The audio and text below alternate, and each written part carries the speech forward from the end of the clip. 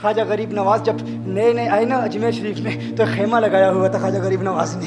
خیمے میں خواجہ غریب نواز عصر سے لے کر مغرب کے وقت تک روتے رہتے تھے. ایک نوجوان اجمیر سے باہر گیا ہوا تھا پڑھنے کے لیے, کچھ عرصے کے بعد واپس آیا اور اس خیمے کے قریب سے گزر ہوا اور گزرا تو رونے کی آواز آئی. فوراً دیکھتا ہے کہ خواجہ غریب نواز رو رہے ہیں, ابھی غیر مسلم ہے, اسلام قبول نہیں کیا. فوراً گھر جاتا ہے, ماں سے پوچھتا ہے, ماں یہ مسلمانوں کا گرو کیوں روتا ہے, مسلمانوں کا بابا کیوں روتا ہے؟ میں ہر روز گزرتا ہوں, عصر سے مغرب کے مابین جو وقت ہے یہ روتا ہے. ماں نے کہا جاؤ اس سے پوچھ لو کیوں روتا ہے. وہ نوجوان خواجہ غریب نواز کے خیمے کے اندر آیا, کہا بابا میں ہر روز یہاں سے گزرتا ہوں, آپ کے رونے کی آواز آتی ہے, بتائیے آپ کیوں روتے ہیں؟ کہا جاننا چاہتے ہو میں کیوں روتا ہوں؟ میں نے ایک مدت اپنے مرشد کے ساتھ گزاری ہے, مرشد کی خدمت میں گزاری ہے, مجھے اپنے پیر کی یاد رلاتی ہے, پیر کی یاد رلاتی ہے. میں عصر سے مغرب کے وقت تک اپنے مرشد کی یاد میں روتا رہتا ہوں. اس نوجوان نے کہا اچھا میں نے تو سنا تھا کہ انسان کو جب درد ہوتا ہے, تکلیف ہوتی ہے تو تکلیف انسان کو رلاتی ہے, آپ کو تو محبت ہے,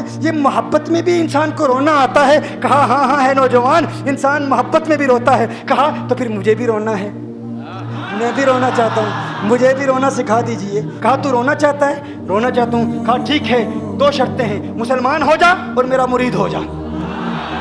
اس نے کہا میں ماں سے اجازت طلب کروں گا.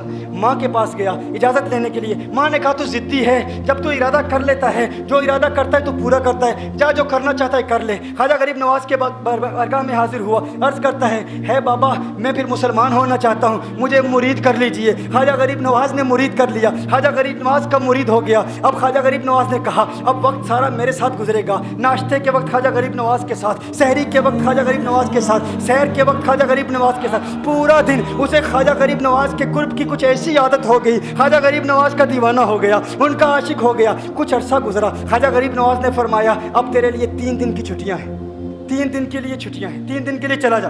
اس نے کہا مسئلہ ہی کوئی نہیں, ایشو ہی نہیں, پرابلم ہی نہیں, ٹھیک ہے 3 دن کے لیے چلا جاتا ہوں. اب جب 3 دن کے لیے گھر گیا, کہا 3 دن کے لیے تو اب مجھ سے ملاقات نہیں کر سکتا, مجھ سے ملنے کی اجازت نہیں ہے. اس نے کہا ٹھیک ہے نہیں ملوں گا. گھر گیا, پہلے دن جب گھر گیا یہ وہ نوجوان تھا جو 3 روٹیاں کھایا کرتا تھا, آج ایک لقمہ بھی نہیں کھا پایا, ایک لقمہ بھی نہیں کھا پایا. اسے کچھ ہو گیا, کہہ رہے مجھے کچھ ویکیوم سا محسوس ہو رہا ہے, کچھ دل میں کمی سی محسوس ہو رہی ہے. یوں وقت گزرتا گیا, رات کا وقت آیا, آنکھ نہ لگی, سو نہ پایا, مکان کی چھت پر چلا گیا. ماں نے دیکھا بیٹا چھت پر کیوں چلا گیا؟ ماں چھت پر جاتی ہے, بیٹے کیا ہوا؟ کہا پتہ نہیں ماں میں تو فوراً سو جاتا تھا, آج نیند بھی نہیں آ رہی, آج کھانا بھی نہیں کھا پاتا. ماں تو چلی جا. ماں چلی جاتی ہے. یوں جب سحری کا وقت ہوتا ہے اس کی آنکھوں سے اشکوں کی برسات جاری ہوتی ہے, اس کی آنکھوں سے اشکوں کی برسات جاری ہوتی ہے. وہ رو رہا ہے, اس پر رکت تاری ہے. ماں آتی ہے, بیٹے کیا ہوا؟ کہا ماں مجھے پیار ہو گیا ہے, ماں مجھے محبت ہو گئی ہے, ماں مجھے عشق ہو گیا ہے. جا غریب نواز کے پاس, کہا مجھے بلا لو, اب یہ جدائی برداشت نہیں ہوتی, اب مرشد کی جدائی برداشت نہیں ہوتی. ماں فوراً خواجہ غریب نواز کی بارگاہ میں حاضر ہوتی ہے. کہا میں نہیں جانتی ہے مسلمانوں کے بابا تو نے میرے بیٹے کو کیا دے دیا, تمہارا تعلق نہیں سمجھ پاتی, تمہارا رشتہ نہیں سمجھ پاتی, لیکن وہ تو رو رہا ہے, کہتا ہے واپس بلا لو. خواجہ غریب نواز نے کہا نہیں ابھی وقت نہیں ہے, میں اپنی زبان میں کہتا ہوں. گویا کہ خواجہ غریب نواز نے کہا ہوگا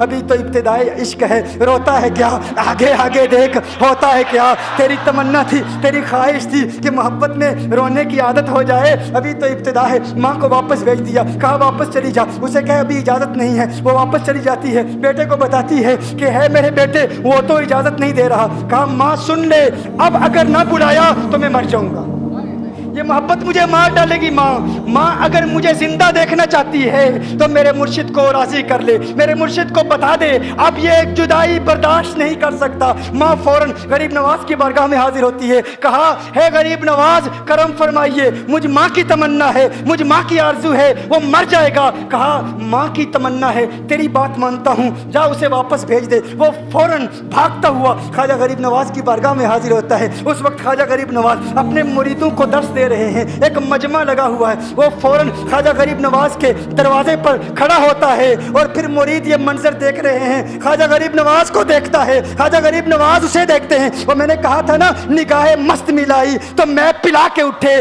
جہاں وہ بیٹھ گئے میں قدا بنا کے اٹھے. خواجہ غریب نواز نے اس کی آنکھوں سے آنکھیں ملائی اور پوچھا اب پتا چلا محبت میں رونا کیسے آتا ہے, اب پتا چلا. اس نے کہا ہے غریب نواز کرم فرمائیے. فوراً غریب نواز नवाज को पुकारता हुआ गरीब नवाज के कदमों में आ गिरा, गरीब नवाज के कदमों से लिपट गया। अब मुरीदीन इस मंजर को देख रहे हैं और हैरान हो रहे हैं कि सिर्फ वो मुरीद ही नहीं रो रहा, सारे मुरीद रो रहे हैं, इस प्यार के रिश्ते को देख रहे हैं। और फिर एक अजीब व गरीब मंजर, ख्वाजा गरीब नवाज ने कहा, आज रात तूने खाना खाया था? कहा नहीं खाया था, नहीं खाया था। ख्वाजा गरीब नवाज ने फरमाया, मैंने भी नहीं खाया था, मैंने भी नहीं खाया था, मैंने भी नहीं खाया था। फिर ख्वाजा गरीब नवाज ने फरमाया, आज रात सोया था? कहा नहीं सोया था। कहा आंख मुझे भी नहीं लगी, नींद मुझे भी नहीं आई। ये मंजर सब मुरीद देख रहे हैं, वो मुरीद भी रो रहा है और ख्वाजा गरीब नवाज की आंखों में अश्कों की बरसात जारी है। ये वो रोने वालों का मकाम है।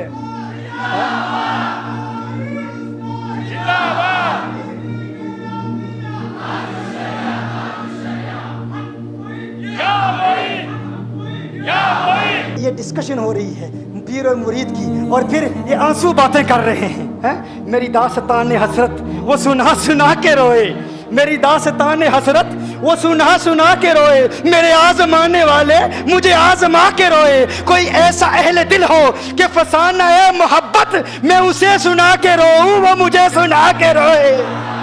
मैं उसे ये रोने, और हम रोने पे आ जाएं तो दरिया ही बहा दें। ये चिश्तियों का रोना है, हम रोने पे आ जाएं तो दरिया ही बहा दें। शबनम की तरह हमें रोना नहीं आता।